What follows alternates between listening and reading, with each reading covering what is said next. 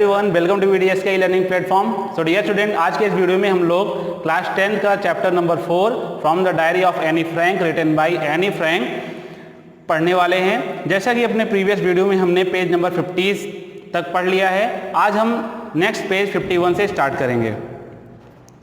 तो अब हम स्टार्ट करते हैं। जैसा कि हमने इसकी ब्रीफ समरी अपने फर्स्ट वीडियो में पढ़ लिया है, अब सेकेंड वीडियो में हम लोग पेज नंबर 51 से स्टार्ट कर रहे हैं।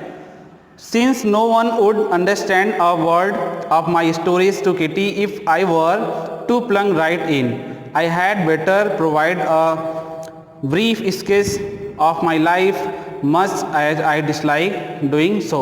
Since no one would understand a word, it means यहाँ पर एनी फ्रैंक कह रही है कि कोई भी एक भी वर्ड समझ नहीं पाएगा जब तक कि वो अपनी इस डायरी के पास्ट के बारे में नहीं बताएंगी कि वो ये डायरी क्यों लिख रही है, इस डायरी की रेफरेंस क्या है। जब तक वो इसके पास्ट के बारे में, अपनी लाइफ के पास्ट के बारे में नहीं बताएगा, तब तक कोई भी इस डायरी की एक भी वर्ड, इस डायरी का एक भी वर्ड समझ नहीं सकता है। इट मीन्स वो अपने डायरी के बारे में एक रेफरेंस देना चाहती हैं कि डायरी को पढ़ने से पहले उनको डायरी लिखने की ज़रूरत क्यों पड़ी, वो एक रेफरेंस देना चाहती हैं।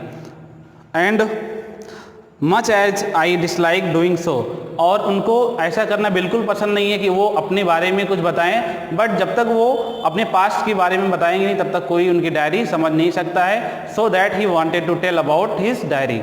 नेक्स्ट पैराग्राफ है, my father the most adorable father I have ever seen didn't marry my mother until he was 36 and she was 25। अब वो अपने फादर्स के बारे में बता रही हैं कि उनके फादर सबसे ज़्यादा एडोरेबल मीन्स जिसे इंसान सबसे ज़्यादा पसंद करता है, इट मीन्स पूजनीय, सबसे ज़्यादा अच्छे फादर्स हैं पूरे वर्ल्ड में, जैसा कि वो कह रही हैं उनके लिए। एंड वो बता रही हैं उनके फादर उनकी मम्मी से, उनकी मदर से 36 की एज में शादी किए थे। उनके फादर की एज 36 थी और उनकी मम्मी की एज 25 थी। It means there are much gap, there were much gap. My sister Margot was born in Frankfurt in Germany in 1926, और मेरी सिस्टर 1926 में जर्मनी में फ्रैंकफर्ट में उनका जन्म हुआ था। यानी जो एनी फ्रैंक की सिस्टर थी मैरगॉट, उनका जन्म 1926 जर्मनी के फ्रैंकफर्ट शहर में हुआ था। आई वॉज बॉर्न ऑन 12 जून 1929, और मेरा जन्म 1929 जून 1929 जून में हुआ था। I lived in Frankfurt until I was 4, जब तक मैं 4 साल की नहीं हो गई तब तक मैं फ्रैंकफर्ट में रहती थी। वह 4 साल तक, इट मीन्स 4 साल तक फ्रैंकफर्ट में रहती थी।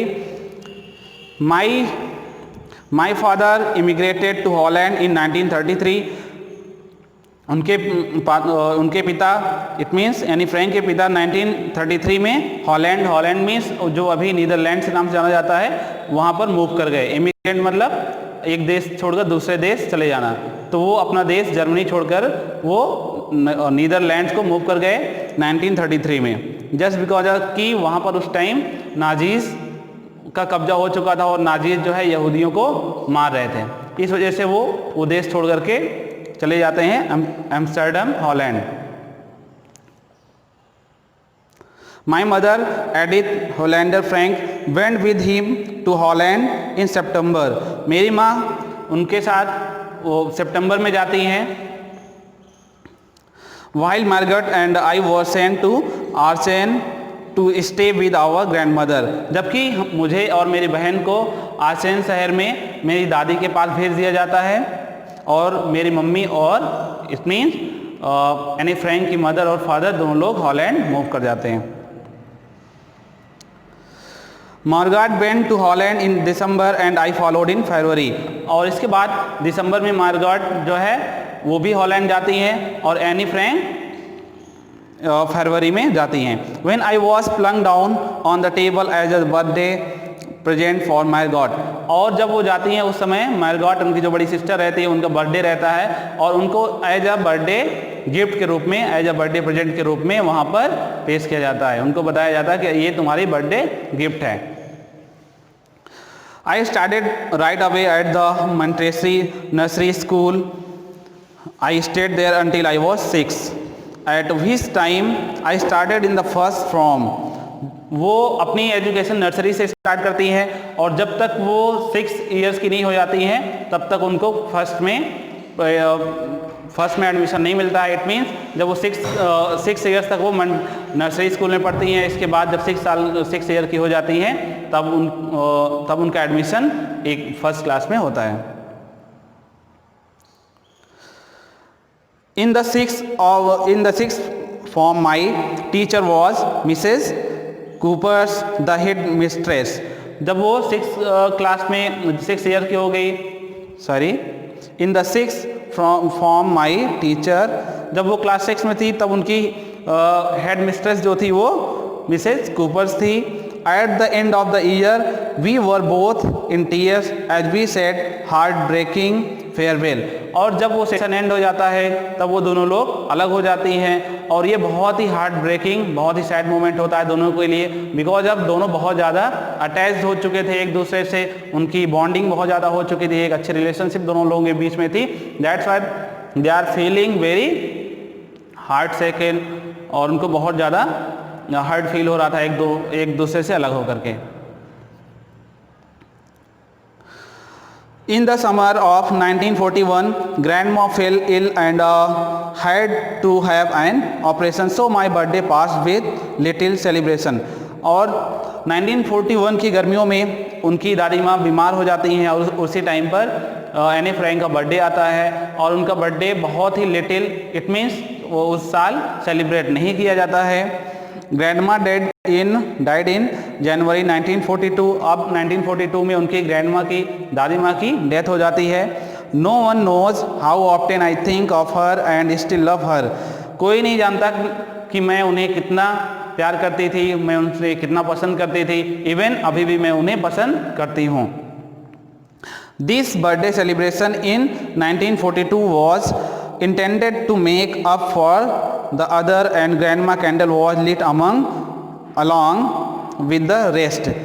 इस बर्थडे में जो 1942 में जब इनका बर्थडे आता है तब उनके बर्थडे की कैंडल के साथ एक उनकी ग्रैंडमा के लिए भी एक कैंडल वहाँ पर जलाई जाती है उनको याद करते हुए।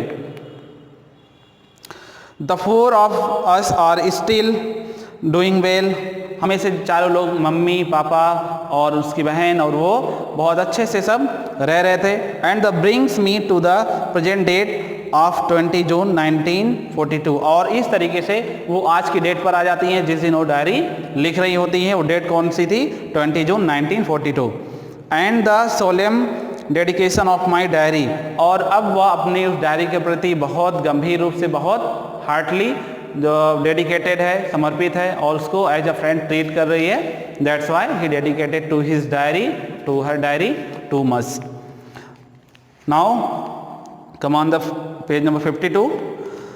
Saturday 20 June 1942। आज जो लिख रही है वो शनिवार का दिन है और डेट क्या है? 20 जून 1942।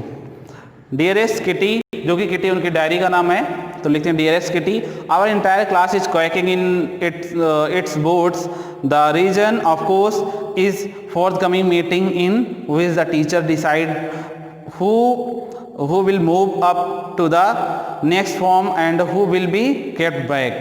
आज जैसा कि सारे स्टूडेंट बहुत ज़्यादा डर रहे थे, सब लोग कांप रहे थे, इस वजह वो इसलिए क्योंकि आज के दिन जो है टीचर सबका मार्क्स बताने वाले थे और उसी मार्क्स से बेसिस पर सब लोग ये बताने वाले थे कि कौन पास है, कौन फेल है, और जो फेल हो जाएगा वो उसी क्लास में रह जाएगा और जो पास हो जाएगा वो नेक्स्ट क्लास में प्रमोट हो जाएगा। तो इस वजह से सब लोगों के अंदर एक डर था, कहीं वो फेल हो गए तो उनको फिर से इस क्लास में पढ़ना पड़ेगा, इसीलिए सब लोग डर रहे थे। Half the class is making bets, Gian and I laugh ourselves silly at the two boys behind us.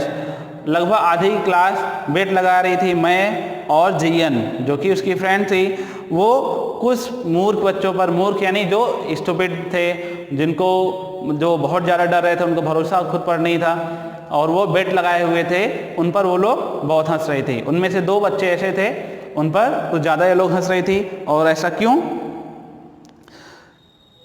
Cian and Jax who have stayed their entire holiday saving on their bed. एक सियन था और Jacques था जिन्होंने अपनी छुट्टियों में जितना भी सेविंग्स किया था, हॉलीडे में जितना भी सेविंग्स किया था, उन सारे पैसों का वो लोग क्या किए थे, वो बेट लगा लिए थे, शर्त लगा लिए थे कि तुम पास होने वाले हो। वो बोलता, जैक बोलता तुम पास होने वाले हो, सियन बोलता नहीं तुम पास होने वाले हो। इस तरीके से वो लोग बेट लगा लिए थे। From morning to night it's you are going to pass. सुबह से शाम तक बस यही एक बात होती रहती कि तुम पास होने जा रहे हो, तुम पास हो रहे हो। No I am not, yes you are, no I am not. एक बोलता नहीं मैं नहीं, तुम पास हो जाओगे, दूसरा बोलता नहीं मैं नहीं, तुम पास हो जाओगे। इस तरीके से सुबह से शाम तक एक ही बात चलती रहती थी और इस पर वो लोग बेट भी लगाते थे। Even these pleading lens and my angry outburst can't calm them down. यहाँ तक कि जो जीज थी वो उनसे रिक्वेस्ट कर नज़र से देख रही है, प्लीज़ अब शांत हो जाइए आप लोग। और मुझे बहुत ज़्यादा गुस्सा आ रहा था, फिर भी वो लोग शांत नहीं हुए।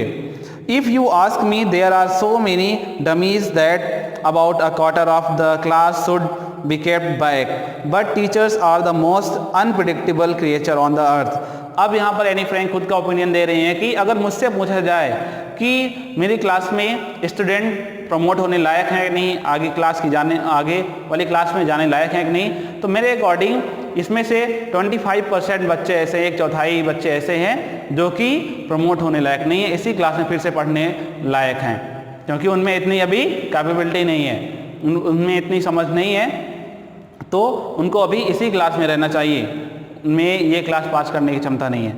इस तरीके से बोलती हैं। और नेक्स्ट बोलती हैं बट टीचर को कोई प्रिडिक्ट नहीं कर सकता, टीचर के बारे में कोई अनुमान नहीं लगा सकता वो किसको पास कर दें और किसको फेल कर दें। इस दुनिया का सबसे अनप्रिडिक्टेबल क्रिएचर वो टीचर को बता रही है कि टीचर के बारे में कोई भी भविष्यवाणी नहीं कर सकता कि वो क्या रिजल्ट दे दें। I am not so worried about my girlfriend and my self, we will make it. और मेरी जो फ्रेंड्स थी, इट मीन्स एनी फ्रैंक, और एनी फ्रैंक की जो फ्रेंड थी वो बहुत ज़्यादा चिंतित नहीं थी इसके बारे में, क्योंकि उन लोगों को बिलीव था कि वो पास हो जाएंगी। They only subject I am not sure about it math. The only subject, उनको केवल एक ही सब्जेक्ट में डर था, वो था केवल math. Anyway, all we can do is wait until then, the keep telling each other not to lose heart. कोई जो भी हो, अब हम लोगों को वेट करना चाहिए, जो भी रिजल्ट हो हमें उस रिजल्ट का वेट करना चाहिए, और तब तक हमें एक दूसरे को एनकरेज करना चाहिए, हमें अपनी उम्मीद नहीं खोना चाहिए। I get along pretty well with all my teachers. There are 9 of them, 7 men and 2 women. Mr. Keating, the old fogey old foggy मतलब होता है एंड ओल्ड फैशन टीचर, जो बहुत पुरानी विचारधारा का हो, थोड़ा सा ओल्ड फैशन हो। Old fogey means who teach math was annoyed with me for ages because I talk so much. अब यहाँ बता रही है कि I get along pretty well with my teachers, वो लगभग अपने हर टीचर से खूब ज़्यादा मेल्ट थी, मिली जुली थी, वो हमेशा अपने टीचर से बहुत ज़्यादा मेल्ट थी, उनसे सबको लगभग वो जानती थी। देयर आर 9 ऑफ देम, वहाँ पर 9 टीचर थे जिसमें से 7 मैन थे और 2 वुमेन थी। मिस्टर कीजिंग जो कि थोड़े ओल्ड फैशन के थे, वो मैथ्स के टीचर थे और इनसे बहुत ज़्यादा नाराज रहते थे बिकॉज ऑफ कि ये बहुत ज़्यादा बोलती थी।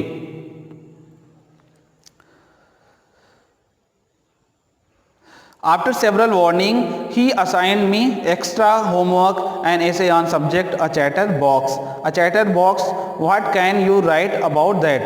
बहुत सी वार्निंग देने के बाद कि प्लीज़ डोंट टॉक टू मोर, यानी ज़्यादा बात मत करो, बहुत सारी वार्निंग दी उन्होंने, बट वो मानी नहीं, तो इस वजह से उन्होंने उसको एक्स्ट्रा होमवर्क असाइन किया, होमवर्क दिया, और टॉपिक क्या था, एक चैटर बॉक्स, बहुत बोलने वाला या बहुत बोलने वाली, इस टॉपिक पर उन्होंने बोला इस पर आपको एक ऐसे लिख करके लाना है। A chatterbox, what can you write about that. अब जैसा कि एक चैटर बॉक्स है, इस टॉपिक पर क्या लिख सकता है, कोई क्या लिख सकता है, वो सोच रही है Anne Frank. I would worry about that later I decided. अब वो सोच रही जाने दो, मैं इसके बारे में बाद में सोचूंगी, अभी जो क्लास चल रहा है हमें क्लास पर फोकस करना चाहिए। I jotted down the title in my notebook, tucked it in my bag and tried to keep quiet। अब इसके बाद वह जल्द से जल्द उस टाइटल को लिखती है, अपने नोट्स में लिखती है, इसके बाद वह अपने बैग में उसको रख देती है और फिर शांत हो जाती है। डियर स्टूडेंट, आज के वीडियो में बस इतना ही, नेक्स्ट वीडियो में हम इसको पूरा कवर करेंगे। तो अब हम मिलते हैं अपने नेक्स्ट वीडियो में, तब तक के लिए all the best, thank you.